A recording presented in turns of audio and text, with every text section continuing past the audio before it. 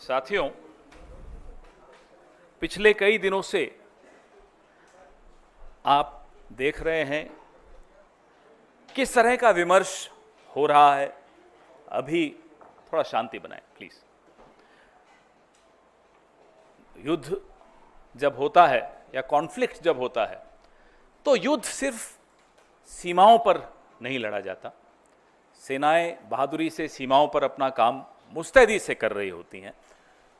युद्ध में बहुत अहम भूमिका उन रणनीतिकारों की होती है जो राजधानी में बैठे होते हैं। वो मंत्री हों, वो अफसर हों, वो प्रधानमंत्री हों, वो विदेश मंत्री हों, इन तमाम लोगों की एक भूमिका बहुत महत्वपूर्ण होती है जो सेना के पराक्रम को या तो बूस्ट कर सकती है या सेना के पराक्रम को और नुकसान भी पहुंचा सकती है, उनके मनोबल को नुकसान पहुंचा सकती है, जो हमने इस बार बहुत अफसोस के साथ कह रहे हैं कि होते हुए देखा। मैं सबसे पहले अपने साथियों से आग्रह करूंगा कि एक आपको वीडियो दिखाएं, फिर प्रेस वार्ता को आगे बढ़ाएं।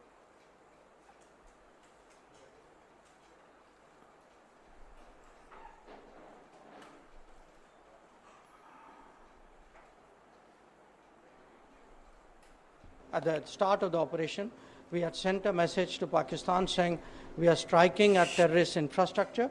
We are not striking at the military. So the military has an option of standing out and not interfering in this process. They chose not to take that good advice. ये आपने देखा, हमारे नेता राहुल जी ने इस पे कुछ सवाल भी पूछे हैं, परसों पूछे, आज फिर कुछ सवाल पूछे।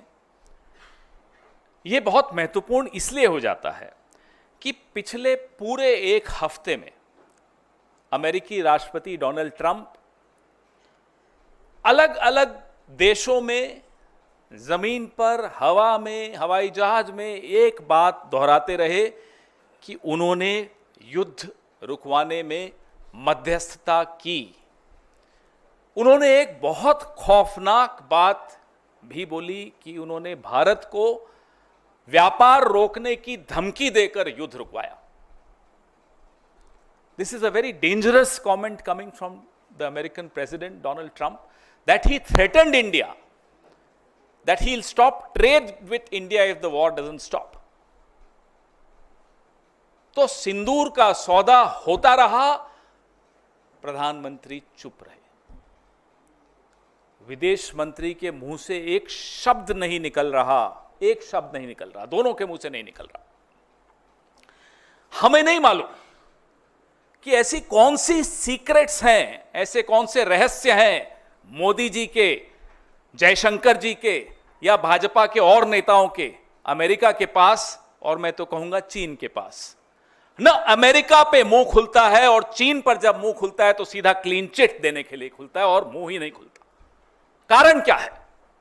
आपके जो रहस्य उनके पास होंगे, हमें कोई मतलब नहीं उससे, लेकिन देश को नुकसान क्यों पहुंच रहा है? पहलगाम का न्याय क्यों नहीं मिल पाएगा? इसलिए क्योंकि आप डरते हैं अमेरिका से, आप डरते हैं चीन से, आपका मुंह नहीं खुलता चीन के आगे। सबको मालूम है, पूरे देश को मालूम है, पूरे विश्व को मालूम है चीन की भूमिका क्या रही इस युद्ध में,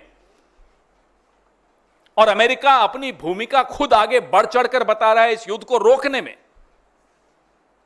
और जयशंकर जी का मुंह नहीं खुलता। ये क्या हो रहा है? इसलिए ये सवाल पूछने बहुत बहुत आवश्यक हैं। यह महत्वपूर्ण है कि डोनाल्ड ट्रंप क्या बोल रहे हैं, लेकिन बात सिर्फ डोनाल्ड ट्रंप की नहीं है। बात यह है जो अभी आपने वीडियो में देखा कि कैसे जयशंकर जी खुद प्रेस एजेंसीज को सामने बैठाकर और खुद बता रहे हैं कि हमने पाकिस्तान के आतंकी ठिकानों पर हमला करने से पहले पाकिस्तान को सूचित कर दिया था। अब ये सूचित करने का क्या मतलब होता है? इतना भरोसा है आपको आतंकियों पर कि आप सूचित कर देंगे और वो वहीं रहेंगे या वो चुपचाप बैठेंगे? ये भरोसा है आपको उन आतंकियों पे? रिश्ता क्या है आपका? कैसे आप बोल रहे हैं उनको? क्यों बताया आपने उनको? और इसको आप क्या कूटनीति कहेंगे? ये डिप्लोमेट रहे हुए हैं। आज जो देश के विदेश मंत्री हैं ये एक राजदूत रहे हुए हैं, आईएफएस ऑफिसर रहे हुए हैं। क्या इसको कूटनीति कहते हैं? माफ कीजिएगा, हमारी देहाती भाषा में इसको मुखबिरी कहते हैं। इसको कूटनीति नहीं कहते, ये मुखबिरी है, ये अपराध है, ये गद्दारी है। और उसके बाद लीपापोती पूरी कि मैंने ऐसा नहीं, अरे आपने तो खैर लीपापोती भी नहीं कि आपके विभाग से एक चिट्ठी आ गई कि ये ऐसा नहीं कहा। आपके मुंह से ये शब्द, एक एक यहां मीडिया कर्मी बैठा है, देश के हर नागरिक ने, विश्व के हर नागरिक ने देखा आपने क्या बोला कि हमने पाकिस्तान को बता दिया था कि हम सिर्फ आतंकी ठिकानों पर हमला करने जा रहे हैं। अब बताइए, मुखबिरी नहीं है तो क्या है? और मुखबिरी का इतिहास लंबा है, अभी उस पर भी आऊंगा मैं। अब हम यह जानना चाहते हैं, क्या इसी मुखबिरी की वजह से अजहर मसूद जिंदा भाग गया? क्या इसी मुखबिरी की वजह से हाफिज सईद भाग गया? यह हुआ क्या? क्या देश को यह जानने का हक नहीं है कि आपने पहले ही सूचित करके अजहर मसूद को बचाया? ये वही अजहर मसूद है जिसको पहले भी बचाया गया था। कंधार में जब IC 814 को हम छुड़वाने गए थे, तब इसी अजहर मसूद को हम जाकर उनको सुपुर्द करके आए थे। ये दूसरी बार बचाने की साजिश क्यों हो रही? क्यों बचाया गया अजहर मसूद को? कारण बताइए। ये जो बयान है विदेश मंत्री का बहुत संवेदनशील है। आतंकी ठिकाने, इस बयान के बाद पाकिस्तान ने उन ठिकानों का क्या किया होगा, खाली किए होंगे, नहीं किए होंगे, ये तो अजहर मसूद जिंदा है उसी से मालूम पड़ जाता है। और कितने आतंकी जिंदा बच के भाग गए होंगे, ये चिंता और ये सवाल हम सबके मन में है। We are right in being concerned and being worried about the future, the safety of our country. If we have forewarned Pakistan, then obviously most of the terrorists like Azhar Masood, like Hafiz Saeed would have escaped. Why did we allow that? That's a question, that's a concern which every single Indian faces today. And the minister and the prime minister must open their mouth and come out clean. अब कल खबर आई कि ISI के लिए काम करने वाले कुछ लोग, कुछ जासूस पकड़े गए। पहले भी खबर आई थी, DRDO का एक प्रदीप कुरुलकर संघ से बड़ा जुड़ा हुआ था, राष्ट्रीय स्वयंसेवक संघ से, पाकिस्तान को कुछ सूचनाएं गोपनीय देता था। क्या हुआ उसका? आपने उसके बाद सुना, हमने प्रेस वार्ताएं की, बार बार उस मुद्दे को उठाया। क्या हुई? लिपापोती हुई? हो क्या रहा है प्रदीप कुरुलकर का? तो आप बीच में कोई खबर आती है कि भाई ISI के लिए कोई ध्रुव सक्सेना काम करते हुए पकड़ा गया भारतीय जनता पार्टी का। फिर आता है प्रदीप कुरुलकर, DRDO के साइंटिस्ट हैं, संघ से बड़े जुड़े हुए हैं, पूरा दूसरी तीसरी पीढ़ी संघ के साथ जुड़ी हुई है। क्या हुआ उनका? ये है क्या? ये क्या मुखबिरी का इतिहास है? ये क्या रिश्ता है आपका पाकिस्तान के साथ? ये हमें जानना जरूरी है, देश को जानना जरूरी, क्योंकि आज आप तमाम संस्थाओं पे कब्जा किए बैठे हैं, इसलिए ये जानना जरूरी है। नरेंद्र मोदी जी जब मुख्यमंत्री थे गुजरात के, तो एक लाइन बड़ी अच्छी बोलते थे, जो आज के लिए बिल्कुल उपयुक्त है, कि समस्या बॉर्डर पे नहीं है, समस्या दिल्ली में है। उसी समस्या के बारे में आज हम आपसे चर्चा कर रहे हैं कि ये समस्या दिल्ली में है, जो पाकिस्तान को पहले ही सूचित कर देती है कि पाकिस्तान हम आ रहे हैं, थोड़ा देख लेना। दूसरा वीडियो चलाइए। हम पर बड़ा बोला जाता है कि अरे राहुल जी का बयान पाकिस्तान के टीवी पे चल रहा है, हमारी सहयोगी सुप्रिया जी के लिए आया पाकिस्तान चला रहा है, मेरे लिए आया पाकिस्तान के टीवी पे चल रहा है। अब मैं बताता हूं पाकिस्तान के टीवी पे क्या दिया कि हम मजबूर हैं, हमने ये करना है, मगर फिक्र की कोई बात नहीं है, हमारे इरादे को जंग के नहीं है। हाँ, मिलिट्री के आपका निशाना नहीं बनाएंगे। हम टेररिस्ट के 4-5 ठिकाने हैं, वहाँ एक एक ठा कर देंगे। हाँ। और आंख मारी के निकाल लो लोगों को वहां से। जी, बताने का तो यही बता, वहाँ तो यही तनकीद की जा रही है कि आपने तो अलर्ट कर दिया भाई। तो जाहिर है फिर वहां से अगर कोई था वहाँ, हाँ। बच्चे थे तो उनको निकालिए, फिर भी कुछ रह गए, फिर भी मारे गए, सिविलियंस मारे गए।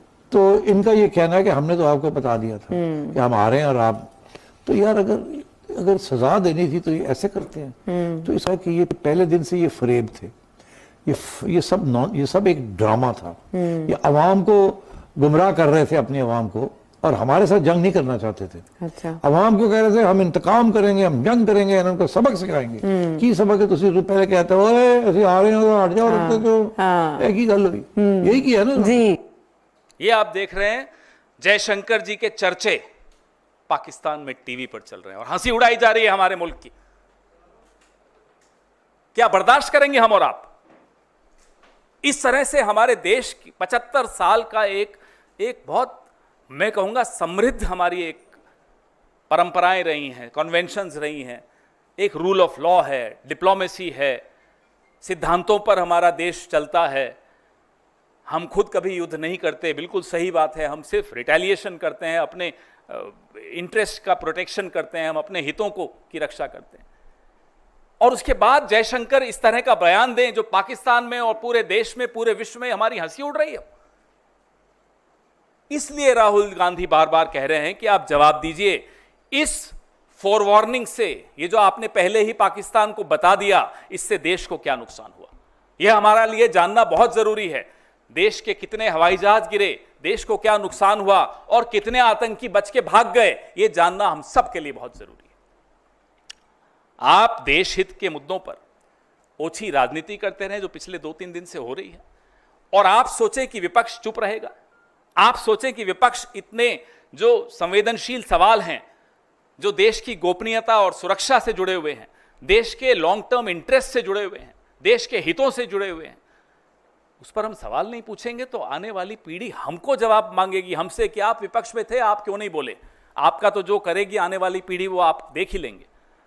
हम ये सवाल पूछेंगे, आप हमारा मुंह नहीं बंद कर सकते। और अगर हम नहीं पूछेंगे तो पहलगाम, पुलवामा, इस तरह की घटनाएं होती रहेंगी, क्योंकि आप तो नाकारा निकले, इस तरह के काम करते हैं आप। तो ये कांड है, काम नहीं है। और ये कोई आज की बात नहीं है।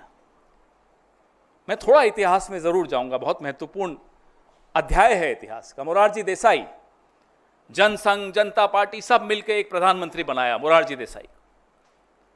मोरारजी देसाई ने, और ये रिकॉर्डेड हिस्ट्री है, कोई हवाबाजी व्हाट्सएप यूनिवर्सिटी और ये आईटी वाली ट्रोल नहीं है, रिकॉर्डेड हिस्ट्री है। मोरारजी देसाई ने फोन उठाकर जनरल जियाउल हक को कहा कि हमें राव वालों ने बताया है काहुता में आपका न्यूक्लियर क्या तैयारी चल रही है। पूरे डिटेल रॉ के हमारे जो इंफ्रास्ट्रक्चर था पाकिस्तान में, जो हमारे कैंप्स, वो सारा बता दिया उनको।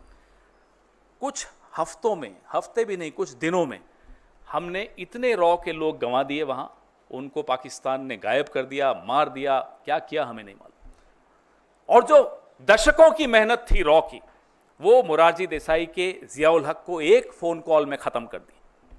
इसीलिए कहता हूं मुखबिरी का इतिहास है। और ये मोरारजी देसाई हैं, जैसा देश में हमारे भारत रत्न होता है ना, पाकिस्तान में निशाने पाकिस्तान होता है।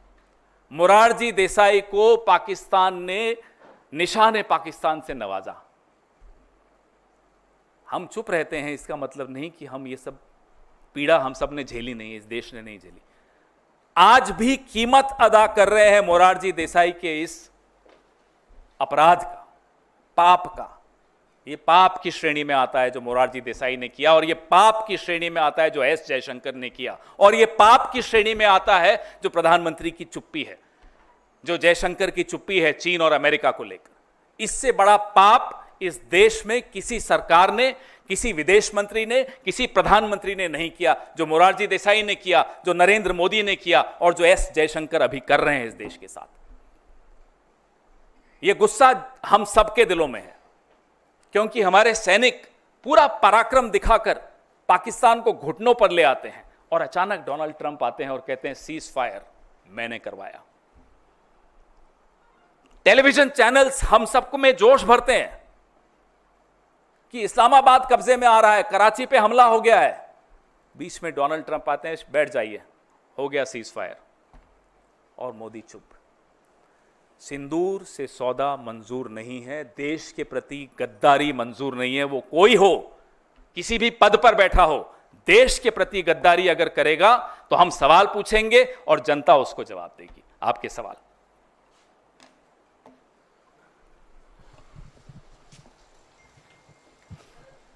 जी सर, आज बैठक है स्टैंडिंग कमेटी की एक्सटर्नल अफेयर्स की, और विदेश सचिव को बुलाया भी गया है, आपके भी मेंबर्स उसमें हैं, तो क्या आपको लगता है इस मसले पर भी चर्चा होनी चाहिए? कम से कम स्टैंडिंग कमेटी को पता होना चाहिए। अगर आप बात कर रहे हैं तो होना तो बहुत कुछ चाहिए मौसमी जी। होना तो ये चाहिए कि प्रधानमंत्री ऑल पार्टी मीटिंग्स में खुद आए, नहीं हुआ। होना तो यह चाहिए कि जिस तरह से पंडित जवाहरलाल नेहरू ने अटल बिहारी वाजपेयी की मांग पर भारत चीन युद्ध के बीच में विशेष सत्र संसद का बुलाया और चर्चा की, हमने मांग की नरेंद्र मोदी जी से कि एक विशेष सत्र संसद का बुलाइए, होना तो वो भी चाहिए था, नहीं हुआ। इस सरकार में क्या होना चाहिए और क्या होता है में बहुत अंतर होता है। तो इसलिए हमें अब इस पर टिप्पणी करना कोई उचित नहीं होगा कि क्या होना चाहिए। पूरा देश जानता है कि क्या होना चाहिए। पूरा देश यह भी जानता है कि इस तरह से डोनाल्ड ट्रंप आकर बोले कि मैंने सीज फायर करवाया और धमकी देकर करवाया, यह भी नहीं होना चाहिए था। सिंदूर का सौदा भी नहीं होना चाहिए था, बहुत कुछ नहीं होना चाहिए था, लेकिन हो रहा है। होना यह भी नहीं चाहिए था कि एस जयशंकर पाकिस्तान को पहले ही चेतावनी दे दें, वो भी हुआ। होना यह भी नहीं चाहिए था कि चीन और अमेरिका पर प्रधानमंत्री और विदेश मंत्री का मुंह चुप हो जाए, बंद हो जाए, मुंह से आवाज नहीं निकल रही हो, वो भी आपके सामने हो रहा है। माइक। ये जो नई चीज आप इस पूरे घटनाक्रम में लेकर आए हैं कि एक नया वीडियो है विदेश मंत्री का, क्या इसके बाद भी कांग्रेस जो स्टैंड ले रही है कि सरकार की तरफ से जो प्रतिनिधि मंडल जा रहा है जिसमें कांग्रेस के 4 बड़े नेता रहेंगे, क्या आप उस स्टैंड पर आप आज भी कायम है, या सवाल आप कर रहे हैं ये सवाल के साथ अब आगे स्टैंड आप लोगों का बदल जाएगा? उस स्टैंड के विषय में, उस निर्णय के विषय में आज मेरे वरिष्ठ सहयोगी जयराम रमेश जी ने आप सबसे बात की है, तो अब उसके बाद उस पर कुछ और कहना जरूरी नहीं है। देश के लिए जो उचित है कांग्रेस पार्टी वो हमेशा करती है, अभी भी करेगी।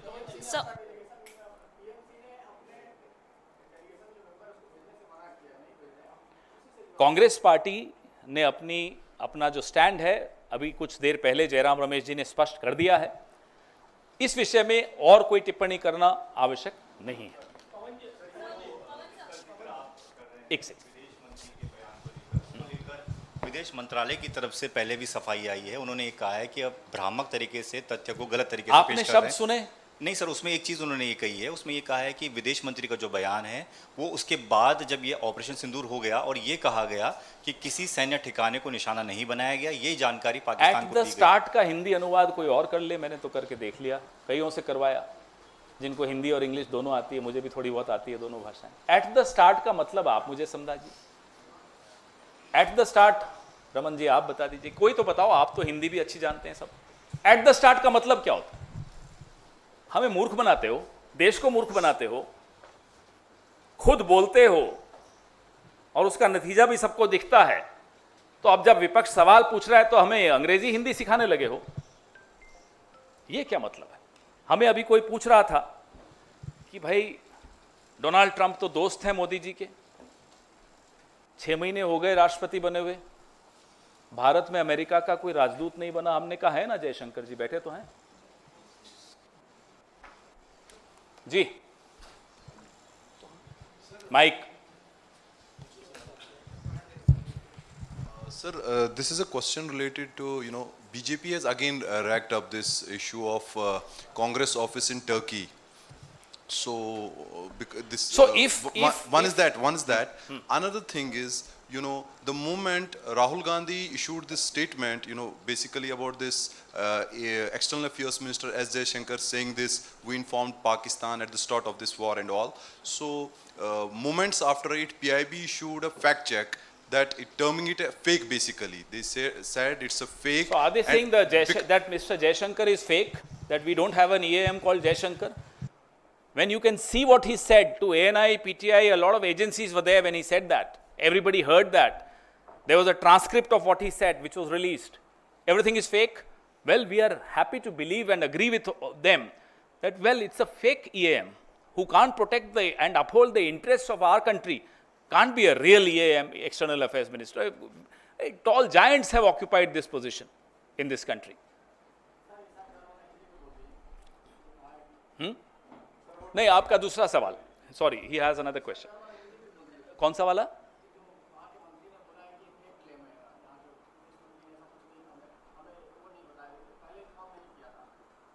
नहीं, पहले इनका जवाब दूं फिर आप सवाल पूछिएगा। सो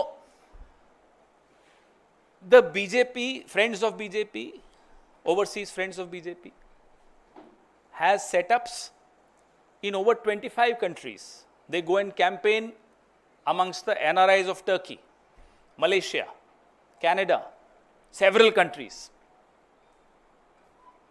What does it mean? Are they working against the interests of India? Overseas setups of any party, any national party, are there to target the diaspora. There are times when they are also used to do track 2, track 3. BJP can do it. They did it in 2014. So that is forgiven. But because the Congress is doing it, that's not, it's wrong. The BJP and RSS can go to China when Mr. Gadkari was the president of the BJP. And Ram Madhav used to take delegations to China to do some training sessions from CCP, the Communist Party of China. What training did you want from Communist Party of China? That's forgiven. So, the BJP should not open its mouth. That will be the best service to the nation. But if they open their mouth, they should first read their own history. Before they became BJP, what was their history? Before they became Jansangh, what was their history? Before they became Hindu Mahasabha, what was their history? And what are they doing today? They will never open their mouth against the Congress. It's a long history of, I'm sorry to use the word, I hate using this word, of anti-national stands that they have taken. Whether when we were fighting the British or when we were strengthening RAW against Pakistan. You know, Mr. Morarji Desai also told America that he was absolutely opposed to the nuclear tests done by Indira Ji. Do you know there was a charge against Morarji Desai by a leading journalist of America that he was on the payroll of CIA? That case continued for several years in Chicago. And Mr. Morarji Desai lost that case. That journalist was given a clean chit. That journalist accused Morarji Desai of passing on secrets to America from the government. So if we start talking about their horrible history, they would not know where to hide. Nishan-e-Pakistan, Morarji Desai. Their hero of emergency, their hero of 1977 to 79. This is what he was doing. One question. Sir, you are also asking about the aircrafts, how many aircrafts have been hit during this operation. Don't you think that being the grand old party, you should ask these questions in an internal meeting? Because where is the internal meeting? We want the internal meeting. But sir, these are sensitive issues and there are some confidential matters which cannot be discussed in the public domain. Is it right on the part of Congress party to do so? We have been asking them, Mr. Prime Minister, please attend the meeting, all party meeting. No. We've been asking them, please have a special session of Parliament. No. In the last meeting of the all party meeting, there was not even a presentation made. No officer, no one. Why?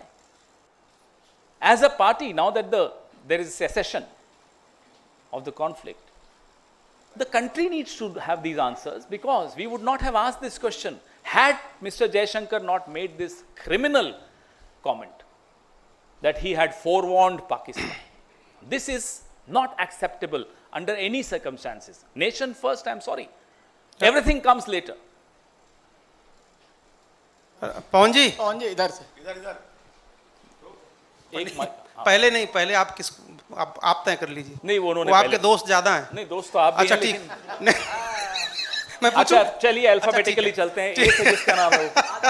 पवन जी, पहली बात तो यह कि जयराम रमेश ने अपने tweet में कहा कि राहुल गांधी ने 4 नाम तय किए। उन 4 में से 2 ने कह दिया कि हम तो पार्टी लाइन के साथ हैं, 2 ने कह दिया हम जाएंगे। सवाल यह है कि जो जा रहे हैं वो क्या आपसे पूछ के जा रहे हैं, और अगर पूछ के नहीं जा रहे हैं तो क्या ये अनुशासनहीनता के दायरे में आता है या नहीं? देश के लिए हमने निर्णय लिया। जयराम रमेश जी ने आज सबसे आपसे बात की थी। अब इस विषय में, और सरकार तो विवाद पैदा करना चाहती है हर जगह, मुझे नहीं लगता कि एक जिम्मेदार राजनीतिक दल की हैसियत से हम इसको विवाद बनाएं। सरकार की जो मंशा है वो करती रहे, विवाद बनाती रहे। मुझे लगता है कि इस विषय में और कोई सवाल अब बचा नहीं।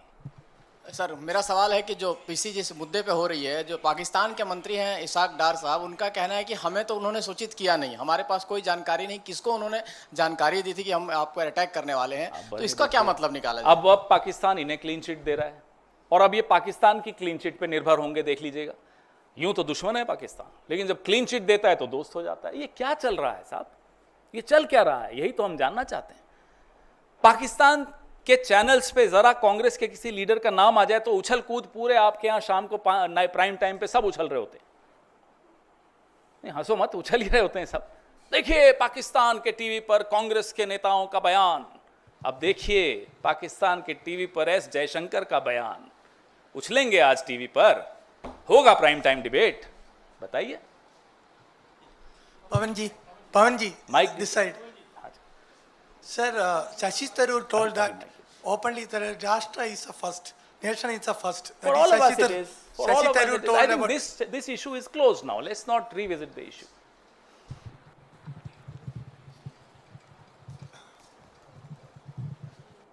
पवन जी, जिस आधार पर आपने आज सवाल पूछे हैं और विदेश मंत्री के बयान का हवाला दिया है, तो क्या ये ऑपरेशन सिंदूर पर भी कांग्रेस सवाल उठा रही है, उसकी सफलता पर? ऑपरेशन पे कभी हम सवाल सेना की उठाएंगे ओर से क्या? दिए जा रहे हैं। सेना ने जितनी बहादुरी से काम किया, पाकिस्तान घुटनों पर आ गया। लेकिन जो यहां हमारा राजनीतिक नेतृत्व बैठा है, वो माफ कीजिएगा, डोनाल्ड ट्रंप के आगे घुटनों पर है, चीन के आगे घुटनों पर है। ये बर्दाश्त नहीं होगा। सेना का मनोबल मत गिराइए। ये हम बार बार जयशंकर से भी कहते हैं, बार बार नरेंद्र मोदी जी से भी कहते हैं।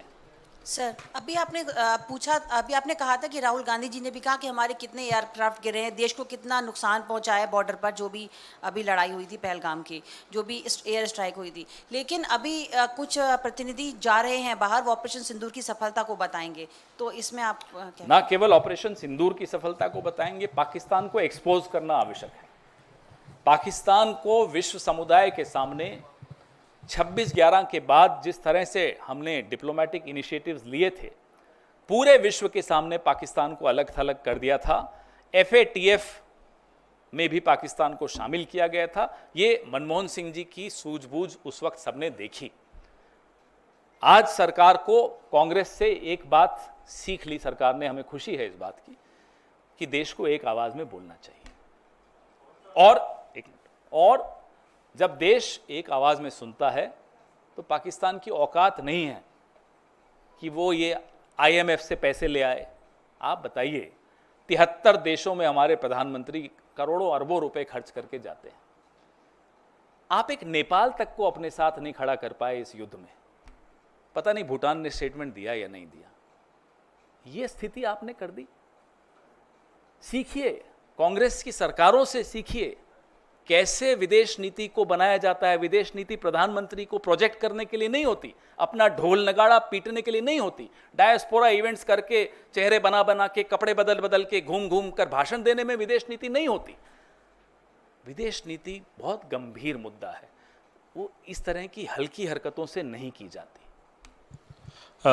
सर, आपने पाकिस्तान से पूरा सवाल रिश्ता जोड़ दिया पूरी तरीके से, जयशंकर का और पूर्व प्रधानमंत्री मोरारजी देसाई का भी। लेकिन हेमंता बिस्वा शर्मा, आपके एक नेता का लगातार पाकिस्तान से रिश्ता जोड़ते जा रहे हैं और इस बात के बयान ओपनली दे रहे हैं कि उनके पास ये जानकारी है कि पाकिस्तान के मिनिस्टर्स के बुलावे पे वो गए। इतने साल से उस जानकारी पे वो बैठे थे, ऐसी कौन सी जानकारी है? और हेमंता बिस्वा शर्मा हमारी पार्टी से गए, हम उनकी रग रग से वाकिफ हैं, समझ जाएंगे सुनेंगे तो किन रगों से हम वाकिफ हैं उनकी।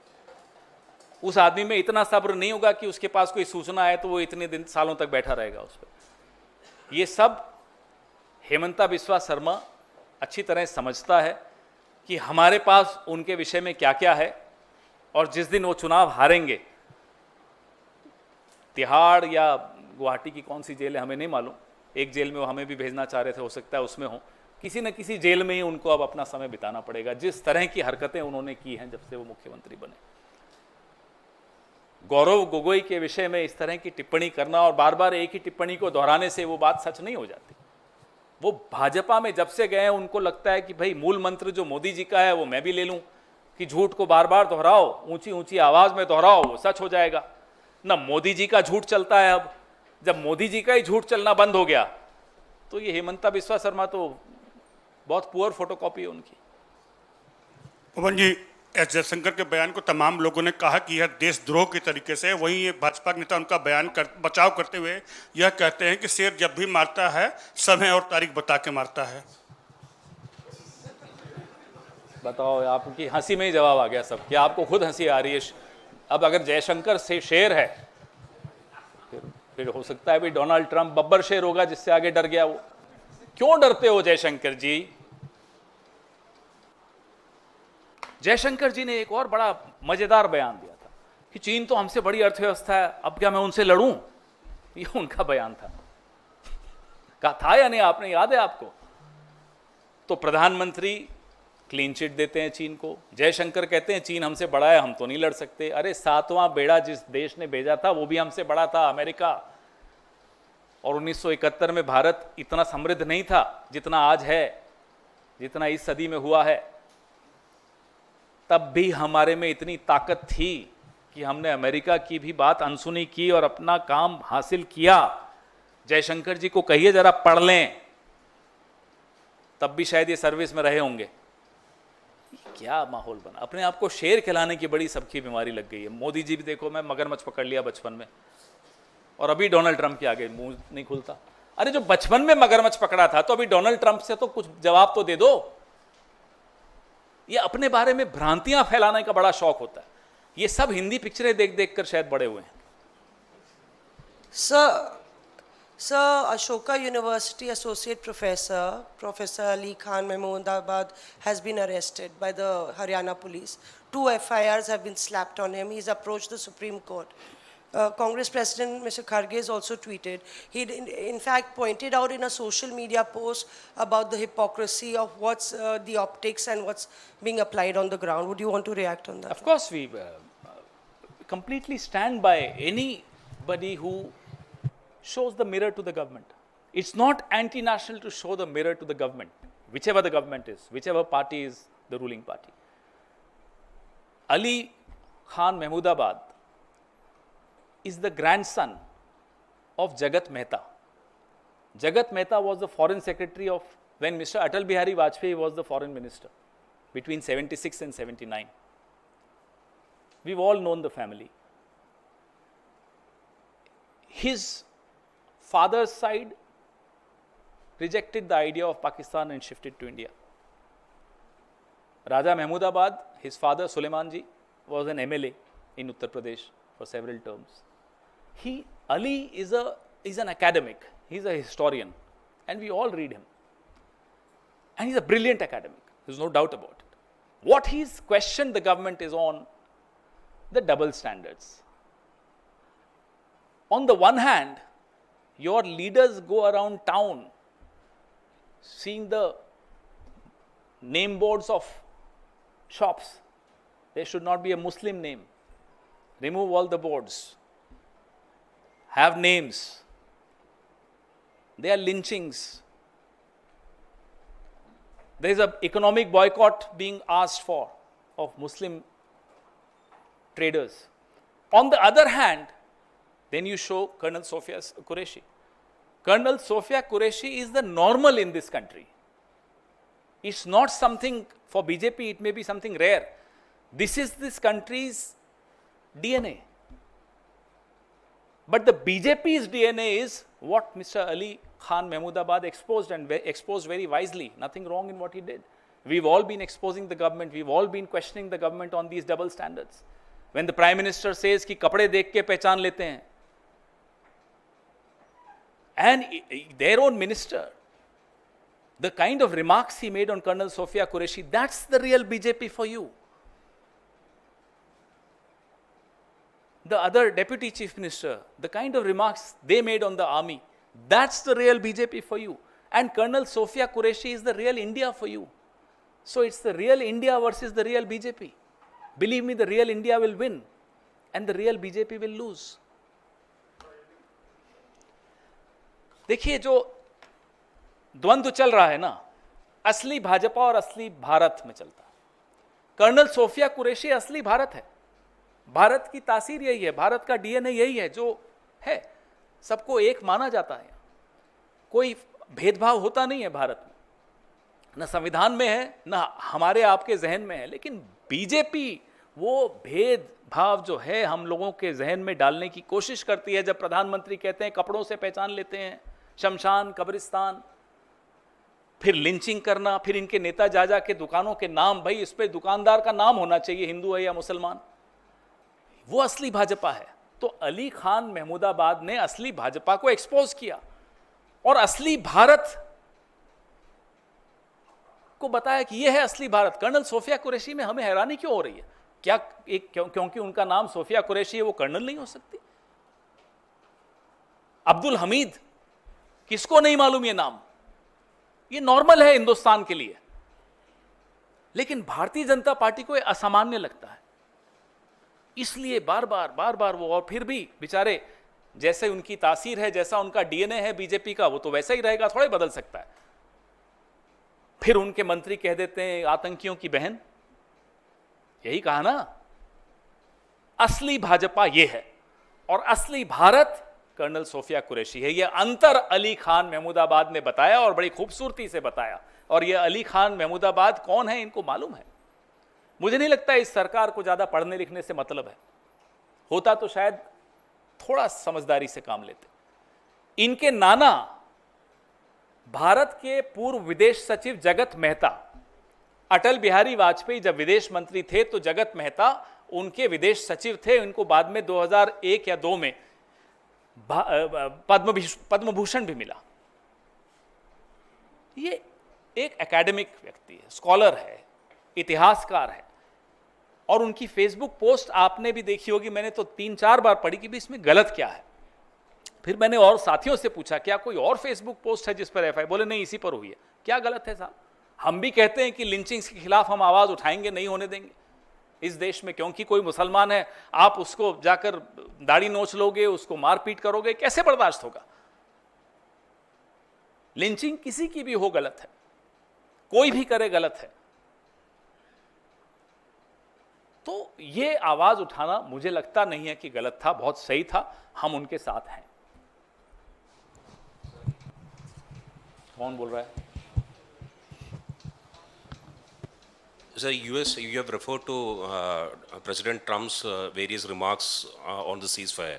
So, do you think that there is any point in sending a delegation to US, and will they be successful in turning around the US opinion? Well, the idea is to expose Pakistan in the global community. I mean, we were shocked.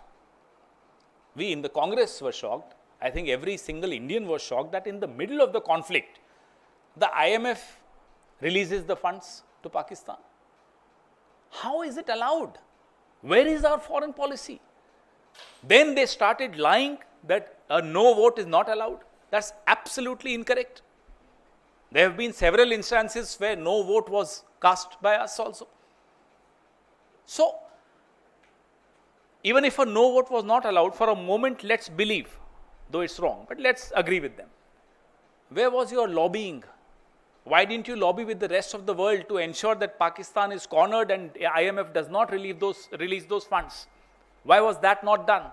So it's important to expose Pakistan in the eyes of the world. I think that answers your question. Anything else? Only on this though. Thank you.